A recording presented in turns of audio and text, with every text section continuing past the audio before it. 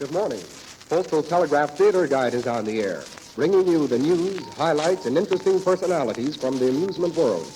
And today, Cliff Adams, we bring you Mr. Max Manny, manager of the Max Manny Music Hall Symphony Orchestra. And here's Cliff ready at the mic, so take it, Cliff. Thank you, Walter. I consider it a unique privilege to have as my guest today Mr. Max Manny, manager of the Radio City Music Hall Symphony Orchestra, under the direction of Mr. Erno Rappé. For Mr. Manny is not only a fine musician and timpanist for this orchestra of 75 men, but he is such an exceedingly gracious gentleman that he has consented to come up here to the studio and broadcast with me only on the condition that he may speak, not about himself, but about a member of his orchestra. Now, I had to agree to those conditions, but I did persuade Mr. Manny to talk a little bit about himself, if only in respect to his association with the Music Hall Orchestra. So without any further ado, I'm going to ask Mr. Manny one or two things about his own career. About how long he's been with the Music Hall Orchestra, for instance. I have been with the orchestra since its inception, Mr. Adams, and it has been a most pleasant association.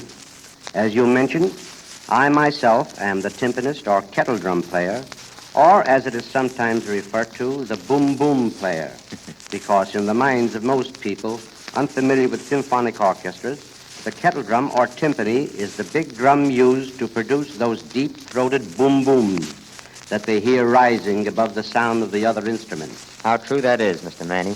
I remember as a youngster, before I knew the names of the different instruments, how I used to always think of the kettle drum player as the boom-boom man. But it didn't take me long to realize just how essential those big drums are to a symphonic orchestra. And they must require a great amount of skill to play properly. As much skill as goes into the proper playing of any other instrument, Mr. Adams. But because of the activity that goes into the playing of the timpani, the audience's eyes are frequently attracted to that corner of the orchestra. But at the Radio City Music Hall, that corner has a greater attraction than the mere timpanist. And that's who I want to talk about, the dapper snare drummer, Billy Gladstone. But the urge and love for music brought me back to the pit again, alongside of Billy Gladstone, with whom I had worked together as a team for a long time. Billy joined the Music Hall Symphony Orchestra when it was first organized. He's really an unusual musician and has been accorded recognition by his fellows throughout the world as the Paradiddle King. The Paradiddle King? What in heaven's name does paradiddle mean? Well, Mr. Adams, the paradiddle is the most difficult of all drum rudiments, and Billy Gladstone is an admitted master of this intricate accomplishment. Incidentally, to call a snare drummer the Paradiddle King is about the highest accolade fellow musicians could pay to one of their fraternity. And while we're speaking of praise for Billy, let me see if I can't recall a quote made about him by a famous musician. It goes something like this. There are 2 points about Billy Gladstone that might sometimes be overlooked. First, he is one of the most thorough and articulate rudimental drummers on record. And second, he is magnetic and has not only speed, but the grace of balance and ease as well. Well, those are 2 splendid tributes to Billy Gladstone's ability, Mr. Manny. He must really be an amazing fellow. He is, not only as a musician, but as an inventor. I believe the exact number of his practical inventions is 38. And one of the most important ones is a familiar sight to audiences at the music hall. It is the light in the tip of Erno Rappé's lucite baton. Why, I've noticed that 100 times, and never once given a thought to who might have invented it. It's a marvelous idea. Congratulations to Billy Gladstone. Well, he deserves them for that invention alone, but that is the least of his accomplishments. The improvements he has made in the snare drum and its accessories are his all-important contributions to music.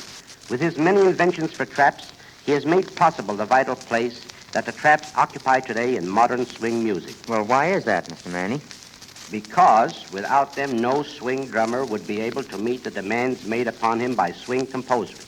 Some of Billy's contributions to the traps have been the sock cymbals, worked by the foot of the drummer, the hi-hat or little cymbal you see attached to the bass drum, the deep cup cymbals, which he invented years ago, and the principles of which has been used in all cymbals ever since.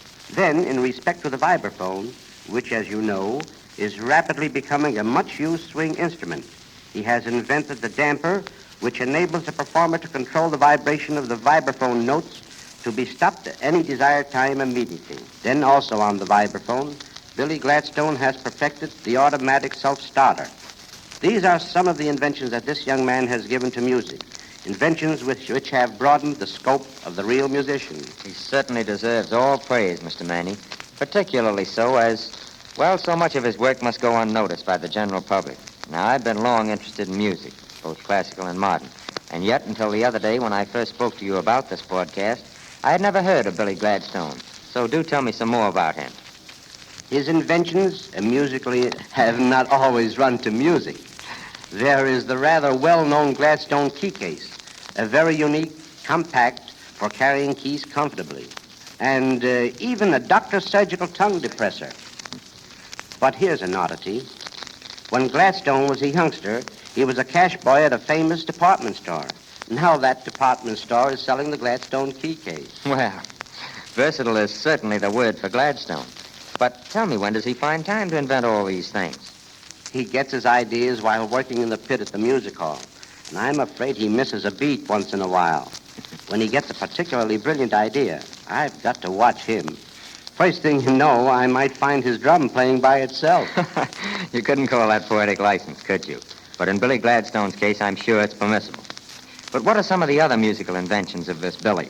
Well, Mr. Adams, Billy's invented a snare drum with a three-way tuning device, an overtone eliminator, which is a boon to swing and radio drummers. Also, hollow mallets that improve the tone of xylophones, marimbaphones, and vibraphones. The swish brush that you see used on drums and cymbals. And Scotch sticks that are used by bagpipe bands. Billy has a little joke about the last. He says the same sticks can be used for years, which is another reason why they are called Scotch sticks. I see the point, Mr. Manny. And I suppose, though, Billy's ideas have been widely used these past few years. Indeed, they have, Mr. Adams. His vibraphone attachments alone are used extensively by all the big radio chains. And I'll give you a partial list of the orchestra leaders who have incorporated his improvements in their bands. Jimmy and Tommy Dorsey, Abe Lyman, Rudy Valley, Fred Waring, Cap Calloway, Red Norva, Duke Ellington, Fats Waller, and, of course, Ernie Rappé of the music hall. But one thing about Billy, he is never content with what he has done, and right now he is working on some new flash cymbals which will produce a sizzle automatically and a completely new snare drum, which, as Billy says, will give a drummer a chance to shine. Judging by some of the expert swing drumming I've seen, his present improvements give a drummer more than an opportunity to shine, as he puts it. I've never seen such a remarkable increase of dexterity on the traps as in the last few years. Yes, that's true, Mr. Adams. Drummers, particularly swingmen, owe much to Billy Gladstone. It might honestly be said that he had much to do with the advance of swing, for his inventions have made it possible for some now famous names to come to the fore. Gene Krupa, the drummer with Benny Goodman's band, was very much impressed with Billy's inventions and his amazing technique on the snare drum. And famous swingmen like Sammy Weiss, Wetling, Chick Webb, Sam Herman, Lionel Hampton, Joe Daniels, Dylan Ober, Johnny Williams, Red Nova, Adrian Rollini, and Joe Casca all have been considerably aided in their climb to fame by the improvements of that Billy Gladstone has made in the instrument of their choice, the snare drum, and the attendant accessories. Well, I'm thankful for Mr. Gladstone, because inventions in the field of music are happy events to all true music lovers, and I certainly hope I fit in that classification. And now, Mr. Manny, I'm most deeply indebted to you for coming up here to the studio and broadcasting with me, telling me all those interesting things about yourself and about your fellow musician in the Music Hall Orchestra, Billy Gladstone. But I really shouldn't thank you for being so modest about yourself, but be that as it may, again, my thanks for your interesting talk, and goodbye, Mr. Maney, and thanks again. Bye. Ladies and gentlemen, you have just heard another Postal Telegraph Theater Guide program, one that brought you today a talk between theater guide Cliff Adams and Mr. Max Manning, manager of the Radio City Music Hall Symphony Orchestra. Remember, if you wish a copy of the Postal Telegraph Theater Guide free each week, just send your name and address to Theater Guide, care of the station to which you're listening. And don't forget to tune in again on Thursday at 11 a.m. for another Postal Telegraph Theater Guide program.